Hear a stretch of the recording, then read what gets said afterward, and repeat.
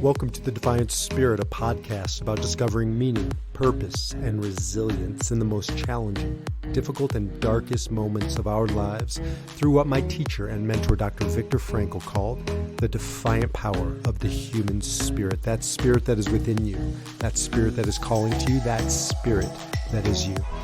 I'm Dr. Baruch. This is The Defiant Spirit. And now, on to our podcast.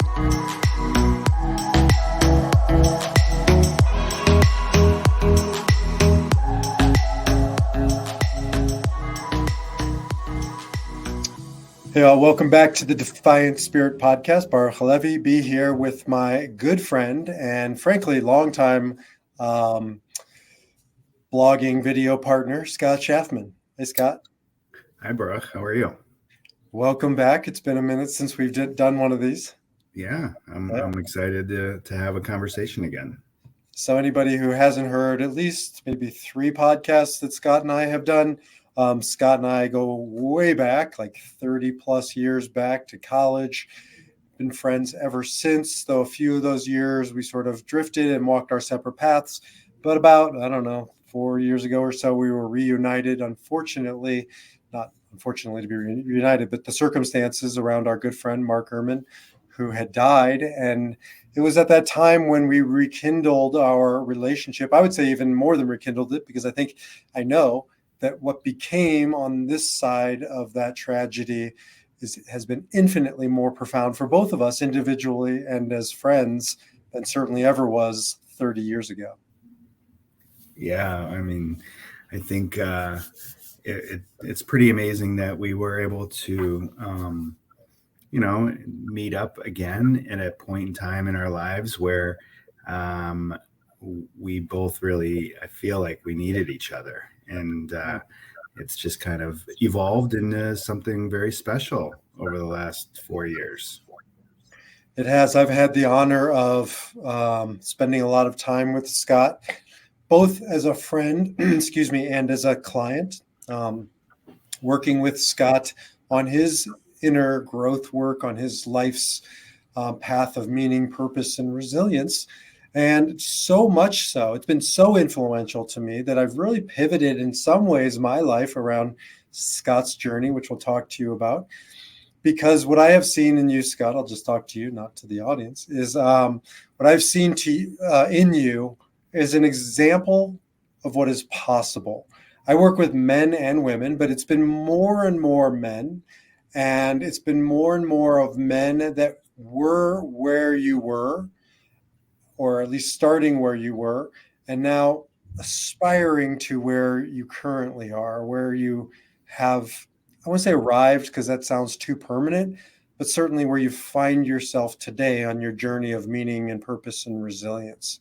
So I'd love to explore the origins of that journey, because it's really, and to the point where it's impacted me, and I shared this with you off air, but to the point where I'm writing a book right now for men, and there's 3 key figures in it, and you're one of those key figures. You're going to be famous.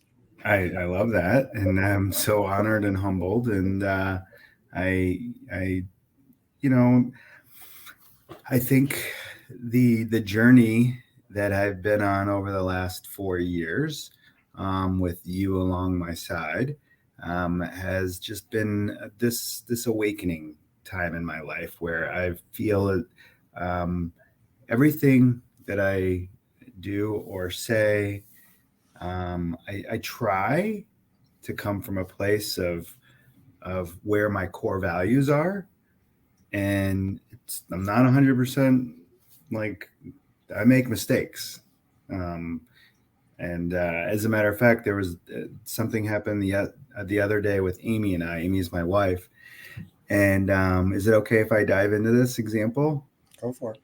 So I've learned a lot about the difference between reacting and responding.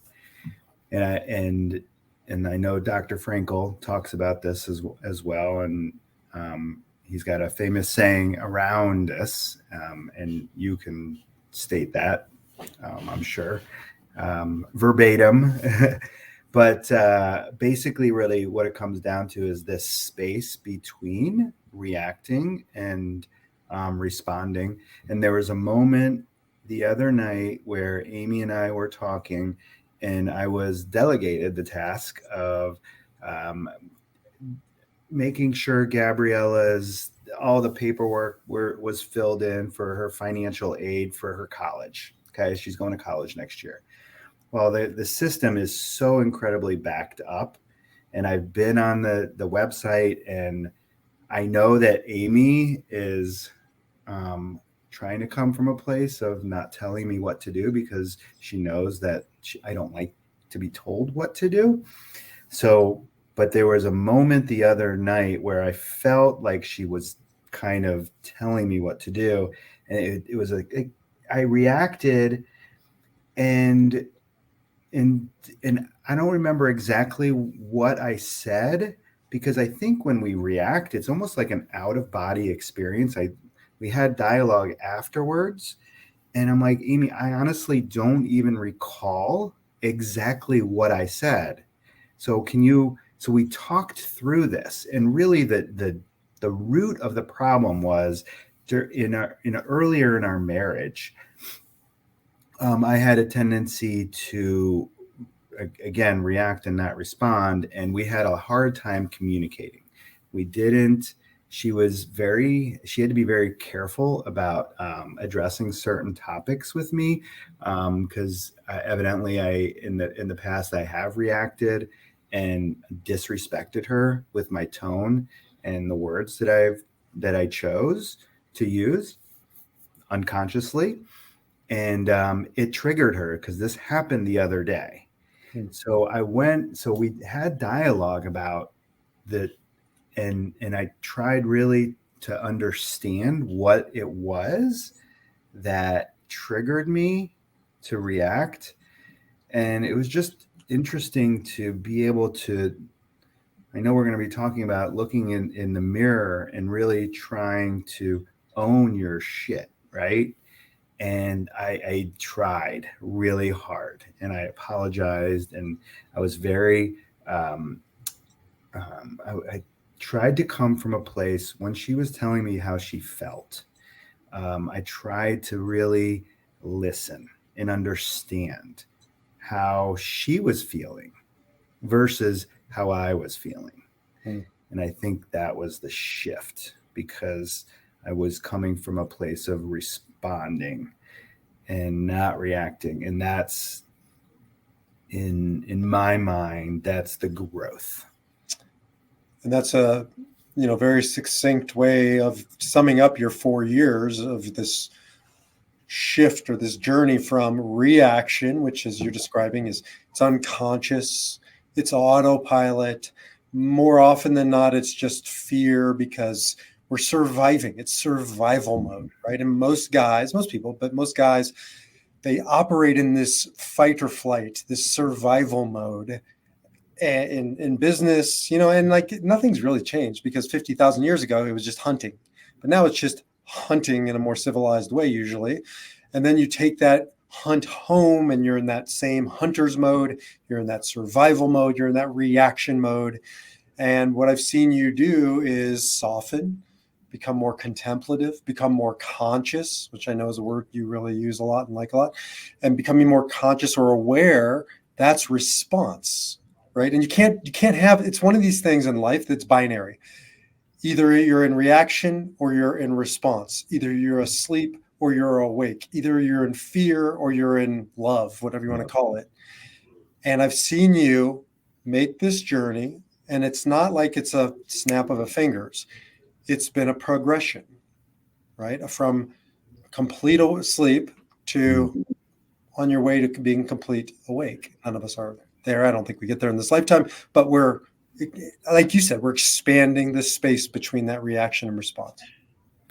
Yeah, correct. And I mean, it is this journey that I'm on, and it's not like this life-shattering moment that I had that, oh my God, I've completely become enlightened. That's not the case by any means.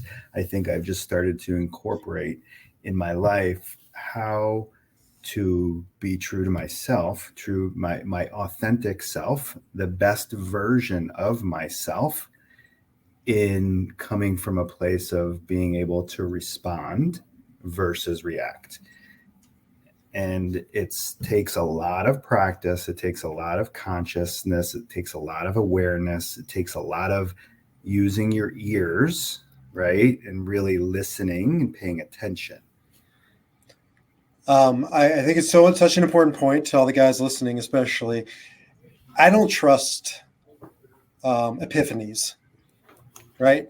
Now, I'm not saying they don't happen, and I'm not saying they're not important, but they're not ultimately real if they're not sustained over time. I trust things in my life that are constant and progression, like anything in life, right? There's a healthy growth trajectory. And what I've seen, and it doesn't mean that there aren't defining moments. I think there are defining moments. I think we can go back, and I want to take us back to one of your defining moments. But rarely are these defining moments an end unto themselves. They're an opening, which is what I've seen you go through many of these openings on your journey. And so I'd like to take us back to, at least as I've experienced it and I've incorporated into my book, one of your defining moments. All right. All right. I don't know where you're going with this, but okay, let's go. When we started working together, I did what I often do. I rarely do this with women, by the way, because there are certain things that are much more male oriented or challenging. And here's one of them. And I don't know, there's a lot of reasons why this might be, but men, where I met you, first of all, I meet men in the afternoon of life. You know, Carl Jung's famous statement, there's morning and there's afternoon. There's actually evening, but somewhere around 40, it's not a hard and fast rule, he says, but 40-ish. And we have even this, like, and, you know, you go to your Hallmark store and you look at the cards, there's a 40-year-old almost section, right? We've intuited this as a culture that something begins to shift where the game starts changing. Now, just because you're north of 40 doesn't mean you're actually in the afternoon. Sometimes we go kicking and screaming. Sometimes we go sleepwalking. Sometimes we die at 90, still in the morning of life. So it's a mindset. It's what you're describing as reaction response, morning and afternoon. Well, when I work with guys, invariably they're on the other side, at least physiologically, biologically, of 40. So they're in their 40s, which is when, you know, you were in there when we met to start our work together. And I always send a guy to the mirror to start at the beginning. I want to always gauge where he's at in his life with what I call these mirror moments. I call it the guy in the glass. Do you recall that experience? Yeah, I remember you telling me about it, and I couldn't do it. I could look around my face and my body, but I had a hard time looking at my eyes, like really, truly looking at myself. And so I sent you to the mirror as our starting point in some ways, because like when your kids, your girls were younger, you know, maybe you were like me, you marked their height on the doorpost, or you've certainly seen it on TV or whatever. And why do we do that? Because we need a measuring stick. They think it's fun, and I think it's interesting because when you're so close to them, you just can't see the growth, and you almost need that objective sort of measurement. And to me, that's what the mirror moment, the guy in the glass moment is, because what I've seen invariably, especially with the guys I'm working with, there's some piece of them that they can't fully look at their eyes in the mirror. And I don't just mean like, you know, fixing the hair that I used to have. I mean, like an uncomfortably long, lingering stare, staring into the depths of that man's eyes. That's the starting point.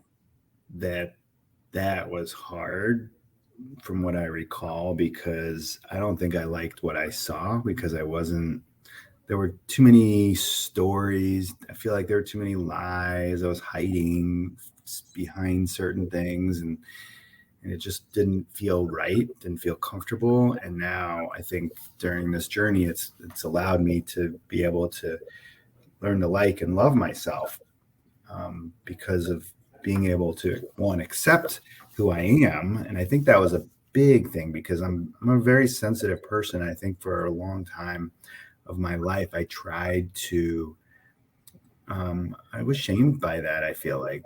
And it may have been me doing it to myself, but I just felt like I couldn't show that for some reason or another. But I think I've really just owned that and embraced it. And that's helped.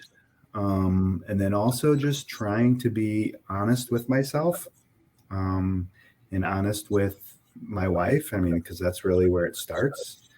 And just trying to create this clarity to where and I have to, and initially during this journey, like I was really hard on myself because I didn't like seeing what I had seen in the past because I had made so many mistakes and I did hide behind lies. And so just acknowledging that was the past, that's not who I am today. And really just embracing it. And So here's a random question. I already know the answer, but how many times have you been to a confessional? 0. Why is that, Shafman? Because I'm Jewish. There you go. So, however, that's not true because the work that we do, and I do this work on my own with my guy that I go to. And by the way, I also do this in our conversations. I'm not a traditional therapist and then I say, lay on the couch and tell me about your mother and you don't know nothing of me by the end. Like I'm in it, in the mess, in the muck with you. And I think I'm pretty forthcoming in that. It's confessional. That's what we do. That's all we do. When I meet guys and they're still in the morning of life, even if they shouldn't be, they should be in the afternoon, but they're holding on to the morning. It starts with bullshit, right? It starts with them bullshitting me from something as benign as, hey, how you doing? Oh, I'm fine. Then why the hell are we on this call? Because you don't need me, you're fine. But the truth is I know the truth. But if you say I'm fine for long enough, and I know you're not shy about how you used to numb your I'm not fine, but I'm going to pretend I'm fine, then you start believing your own bullshit. And to me, I don't think there's a hell where we go and there's a devil and the pitchfork and all that stuff. I think there is a hell, though. It's here. And to me, hell is when a man believes his own bullshit. Lies, because I say to the guys all the time, and that's just a benign one. I'll get into these things where guys will tell me 5-10 months in, I never told you, but I'm cheating on my wife. Like you're withholding that truth, not from me. I don't care. I mean, it's not my journey. You're withholding it from yourself. You're lying to yourself. And if you lie to yourself, there's no way out, right? Until you tell the truth. And so that's that mirror moment that almost every guy I know is withholding the truth of something to himself. And he can't meet his eyes in the mirror. Not completely, not at first. Yeah. I mean, that's how I lived almost 50 years of my life, 48 years of my life. And it's really about accepting yourself and who you are. And the fact that, again, you got to give yourself grace because you're going to screw up. You're going to make mistakes. But here's the difference. Okay. When you make a mistake, you own it. You own it. If you don't own it, then you're in the morning of life, right? And then you're lying, you're trying to cover stuff up, you're defending yourself, your ego's in the way, you're reacting, all of that stuff. Where if you're truthful and honest with yourself, okay, I see what I did wrong, and I apologize. It's so important. That's a really great insight. That in some ways, the morning of life and the afternoon of life are not necessarily different in quantity. You might still be doing the same things. It's difference in quality that when you fuck up, in the morning of life, your initial move is it's out there. And in the afternoon of life consciousness, it's I take responsibility. Right? Yeah. 100%. Because the And guys it's that I work you're with, in the arena, right? you're in the arena. You're in the arena. We're gonna come back to that one in another time. But Okay. you're in the mess. You're in the arena. You're making mistakes. The difference being that when you go back to the mirror, right? If you can take responsibility for it, you're right. It's compassion. It's, as I always say to guys, it's not to excuse the infidelity, the bad choice, whatever, you fill in the blank for that particular guy in that particular situation. It's not to excuse it, it's to explain it, right?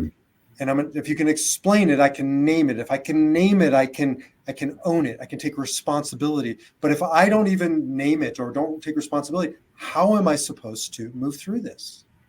Mm-hmm.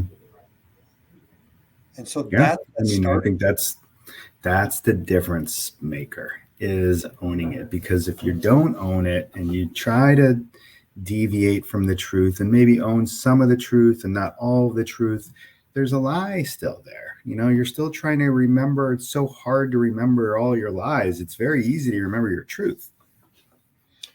And lying isn't always like, well, we say lies of commission, of saying things that aren't true. It's lies of omission, of leaving things out. Mm-hmm. Right? Yeah. And so leaving out the whole story, and not just to your spouse or to your friends or whatever, to yourself. And then 50 years of leaving that out, it's hard to hold your gaze. Right? Like you raise kids, when they're lying, they don't look you in the eyes and you see in your soul and you see in theirs. Like it's never once happened to me. I can see it. There's a twitch. There's a looking away. We used to know a guy who would never look, hold my gaze, and I never fully trusted him, because if you can't look at me in the eyes, there's something being withheld. Yeah. Yeah. I agree. I think that's a very important trait to have. Like, be able to look somebody in the eyes and to be truthful. But it's a muscle. It's a quality that you have. It's a muscle. It takes practice. Right. Like I said, it's not like all of a sudden I had this like moment where it was just turn the light switch on and it was like all of a sudden I was, it is a journey, and every morning, I have to start my day a certain way in order to, empty my cup, so I am able to respond and not react. Like it's a practice. It's a journey. It takes time. I feel like it takes courage. It takes honesty, clarity, empathy, listening skills. There's a lot there.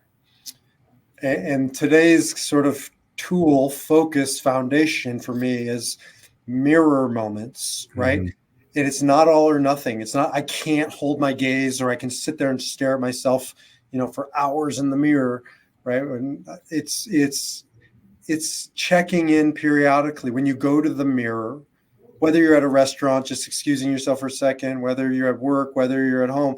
Can you start to bring this ritual into your life of just checking in? Just checking in. I know I've told you this, but at some point in time, I feel like if I don't know if I'm going to write a book or I'm going to do something, but I feel like if I did, the cover of the book would be me looking in the mirror, and it shattered. The mirror was shattered, because that's where it started.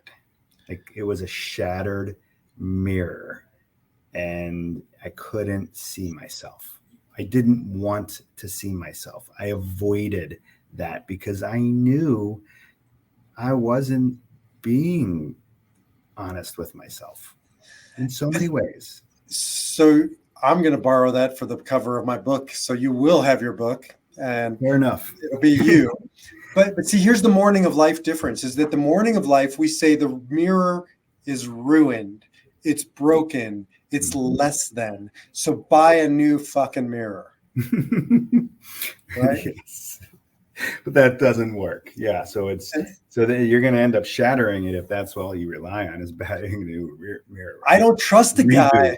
I don't Me trust the too. guy without a shattered mirror. I don't work with guys without a shattered mirror. I don't trust them. It's They're hiding BS. something because there's no one's out there that's just If making no mistakes and owning these like perfect. these guys that are pretending, and it's, look, maybe in the morning of life, because you just haven't ventured long enough, far enough, you haven't lost, you haven't failed, you get to a certain point, and that's why that midlife transition is so important. There's no way out of it. If you aren't showing a shattered mirror at that point, you're just shopping at Walmart, replacing it with new mirrors on a daily basis, right? And so the shattered mirror, and this is my last book, Spark Seekers, where it's built on the idea that there's nothing more whole than a broken heart, right? That your brokenness is what makes you so whole. If you can hold that and look in the mirror and go back to that shattered mirror and start to piece it back together again. Mm-hmm. I've seen you do that. Would you be willing to talk about, some of the shattering in that? Yeah, I'll talk about whatever you want. So I think this will resonate with a lot of guys listening, but I know one of your shatterings of choice was alcohol. Mm-hmm. Yeah, I mean that's easy for me to talk about. I think that for a lot of my life, I was numbing pain, and it wasn't really necessarily pain. It was just numbing the feeling of not probably being comfortable with who I am. I think that's probably the root of where it came from, is not knowing who I was, and alcohol helped with being comfortable. And so did gambling. And so I had those two vices for a long time. It just, I just woke up one day, and it was after a really long night of drinking. And I realized, like, this is not the journey I want to be on anymore. I ended up just quitting, and it wasn't hard.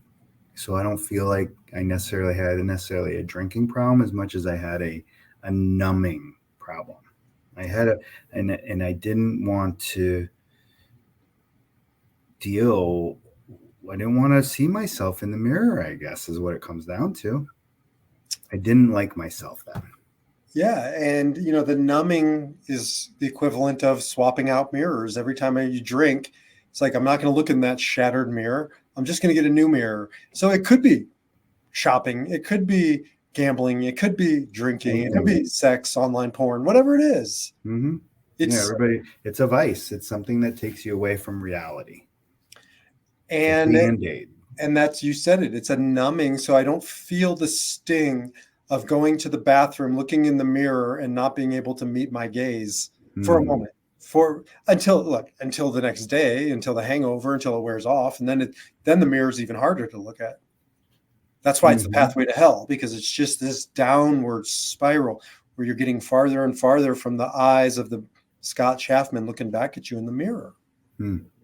So you stopped numbing, and it wasn't easy. It was essential, right? So you could return back to that guy in the mirror. Yeah. And when you say return, I mean, it was probably, I think we are all born and we're all innocent and we all, happy, and until things start to change. And I just remember, I changed. And I've talked to you about this image in my head, and of me being, I don't know, maybe I was 3 or 4 years old, and in my overalls, and I was clean, and I was cute, and all my hair was all neat and everything. And that was me being that perfect child, right? And I think things start to change when, and especially today with this social media, and not that I really want to go down this path at all, but I just think there's just so many different pieces of pressure that are on us, that are pulling us away from fitting, from belonging. Okay. And belonging is being your true self in belonging somewhere, where fitting in is actually not being your true self, being somebody like being more of a chameleon to fit in with the group. And I feel like for so long, I just tried to fit in.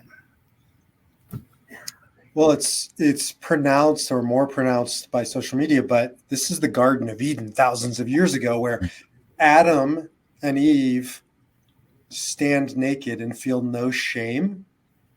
And then things start to come undone in the garden. This is just a mythical tale of what we're dealing with today and every generation. And what came in between the two of them? What came in between of Adam being able to look into his mirror of Eve and hold the gaze of their eyes and feel no shame? The snake. And the snake in Hebrew, nachash, means doubt, right? So doubt starts creeping in the garden. And then the lies, and we could do a whole study on this, but then the lies, you can just watch their communication break down, and withholding the truth or embellishing the truth or half truths or lies start getting in the way, and it just starts getting worse and worse and worse. And then they have shame, right? So this is an ancient problem, but it's a problem. We got to stand guard against that creeping of and this is a big word I know for you, shame. Talk to me about that word. It is a big word because I feel like I carried that burden for so long. I don't feel it anymore. I don't feel that shame anymore.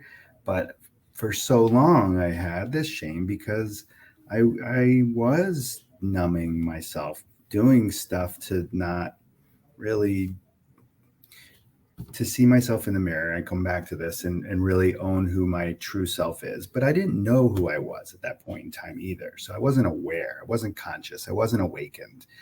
But I think, it just took a moment in my life where I snapped. I couldn't do it anymore. And that happened 4 years ago. But I would argue you did know at the response at the conscious level, and that's where that shame starts creeping in, because if you truly don't know, because I knew you back in the day in our 20s, that wasn't really shame. It was, we were playing out the morning of life the way kids are supposed to play out the morning of life. Then you cross a threshold, those 20s, those 30s, those 40s, where it's like, I can't play that game anymore. And I know some level he inside of me is calling me saying, Scott, what are we doing? Right? You're more than this. You signed up for more than. That's where that shame that starts creeping in, and that's why you can't hold the gaze, because there's something more. There's a better man underneath the flesh suit than is showing up in Amy's life, in the girl's life, in his professional life, in his whatever. And I've watched that progression for you. And with that being said, now that I am more aware of who I am and what I want in life, I desire. I crave connection, and I crave meaning, and I crave purpose, and almost to the point where I struggle with having people around me that I feel that's where my struggle is right now, is finding my tribe that are in this space where they desire this meaning and this purpose and because once you are in that space, you only want more. Yeah, and it's not that everybody has to have perfect mirrors to be in that space. It's that I need to be around, and I do too. That's why we're having this conversation and we're starting a men's movement. I'll tell you about it. I want to be around other guys who are doing their mirror work. I don't care what their broken mirror is. I just want to be around guys who are going to the mirror and saying, I'm having a hard time looking at the guy in the glass in the mirror, but I'm working on it. It's raw. It's vulnerability. And that's hard for men.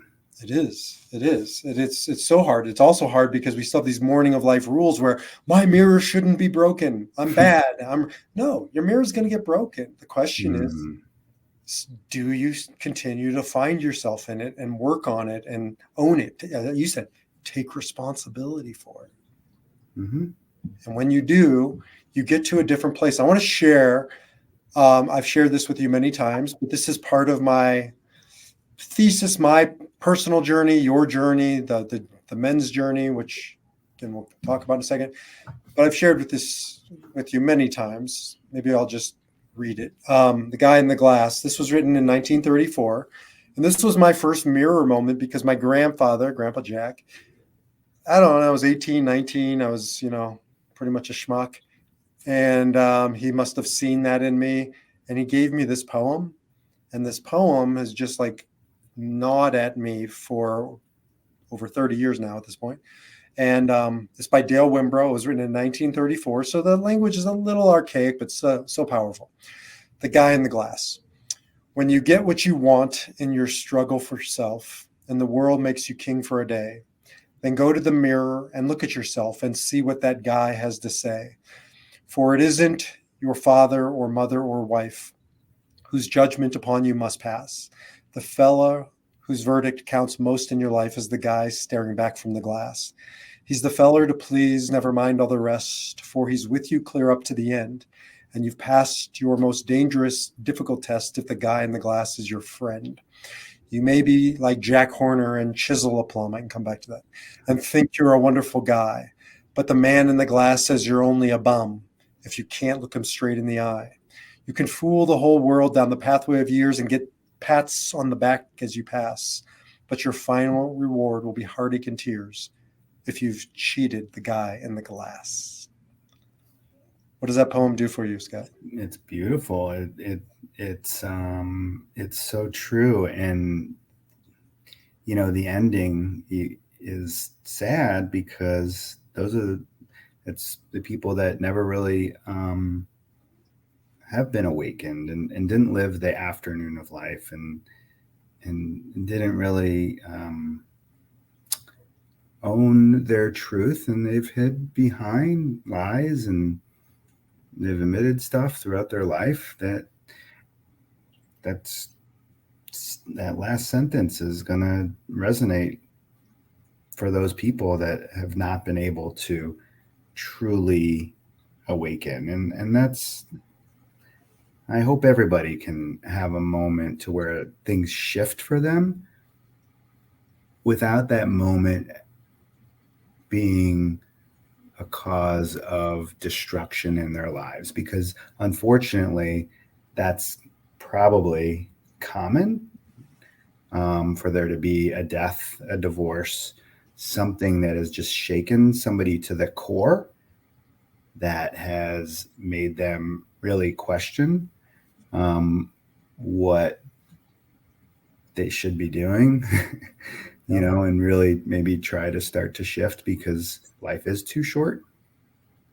And you want to, maybe want to do more and make a difference and be a better role model and be a better person to your friends and family and obviously to yourself.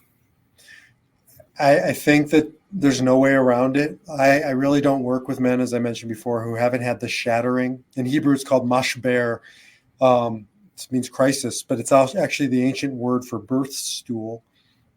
And crisis and birth, right, have a tremendous amount bound up. Like, it's the most dangerous moment of a woman's life up to that point, giving birth. And so there's potential loss or death, but there's also potential for life. And I do think the men listening to this, right, every one of them's got a shattered mirror, whether or not they're ready to look into it, whether or not they can hold the gaze, whether or not they can admit it, that's up to them. But you're right.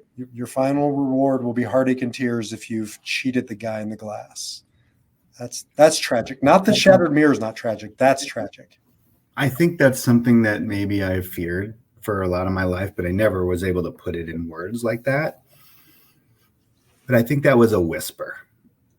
it was a whisper for a lot of my life. And I knew I was capable of doing more. I knew I was capable of being the soft, sensitive person that I truly am. I just couldn't. I couldn't do it for one reason or another. I couldn't be all in, and now I'm all in. So we'll wrap up here in a second. But has it hurt your business by being vulnerable? I don't think so. And I feel as though, if anything, I'm in this period of creating, and I've talked to you about this. I think I'm at a place in my life and where I am in my career of just being open.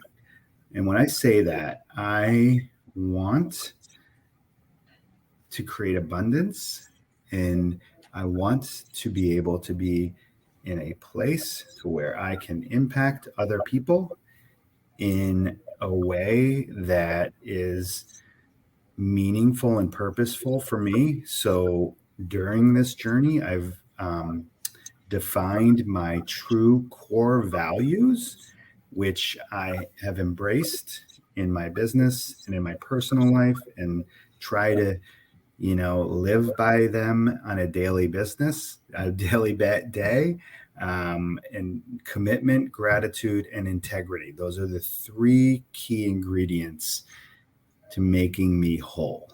And that's what I try to do on a daily basis, whether I'm at work, whether I'm with my family, friends, clients. I try to come from that place. So I don't think it's hurt my business. I think over time it's only going to help. And that's, I asked that for obvious reasons, because a lot of the guys I talk to they believe that this can become a distraction. They're diverting their energies away from, the time when they're supposed to be building and thriving and all that. Or, they can't do that. I'm a lawyer, I'm a banker, I'm whatever it is. And they have this narrative, this story. And I refer them back to your previous podcasts with me on the open floor plan. Mm-hmm. Just like in the housing market now, you go into a house and the houses that really sell have an open floor plan, not a 1980s walled off floor plan. And you came up with that one, but that's our analogy for true success. That man is a master in all his domains. Well, there's just one domain, which is mastering Scott, not work Scott and husband Scott and dad Scott and friend Scott and son Scott. Mm-hmm. One Scott, right? Yeah. One Scott, holistic. I think that's the best place. That's the best way to live a life, And that's is having an open floor plan and being true to yourself. And doesn't matter what room you enter. And that's what allows you now to go to the mirror and like what that man has to say, right? Hold his gaze. And so any of the guys listening, you're not alone if you go to the mirror and you can't hold the gaze. There's only one way through it, and that's through it. That's to do the work. That's the mirror work that we're all here to do. And so that's what Scott and I do. We're going to be evolving this, expanding this. I'm running a group here, real-time physical presence in Denver, but I'm going to be starting a virtual group based on the mirror, based on Scott Shafman's mirror moment and all of our mirror moments, so that we can learn how to really go back to that mirror and like what that guy has to say. And the name of it, I've never dropped this publicly, but the name of it is Man Up Rising. Man Up Rising. It's not about manning up. It's about men rising up in the afternoon of life, right? And so it's man uprising because it's an uprising. It needs to be an uprising, a rebellion of sorts against all the bullshit that we've been taught, that we're told, that our contemporaries are still doing, right? Morning of life rules and goals, and not enough if you want to be a true man in the afternoon of life. And so we got to rise up, and that's the work that you've done. And I just want to thank you for being an example of what's possible to me and to all these other men listening. Wow. That's great. And obviously I want to thank you for, just being there for me on my journey and really being that guiding light, because I could not have done this work without you, and your words of wisdom and guidance and inspiration, and always challenging me has helped me get to the place where I am today. So thank you. Well, you will be our first official men's mentor in this group. We're going to have a mentor, and somebody who's been around the block with me with these ideas, whatever. And we're going to be forming this group where we're going to be inviting other men into it virtually. Wherever you are, you can participate. So stay tuned. That'll be in hopefully 2024, earlier rather than later. So stay tuned. We are going to take your example, scale it to the world, and God willing, you'll have your own book cover here pretty soon. That'd be amazing. All right, buddy. All right. It was great. And All right, thanks for listening, everybody. Jump over to defiantspirit.org where you can learn more. Until then, defy your number and live your spirit. All right. See ya. Thank you for listening to the Defiant Spirit Podcast with me, your host, Dr. Baruch Levy. If you like what you heard, please consider leaving a 5-star review and share this podcast with others. To learn more about the Defiant Spirit, get more inspirational content, or see how we might work together to live your Defiant Spirit, visit defiantspirit.org. Until then, take back your power and live your Defiant Spirit.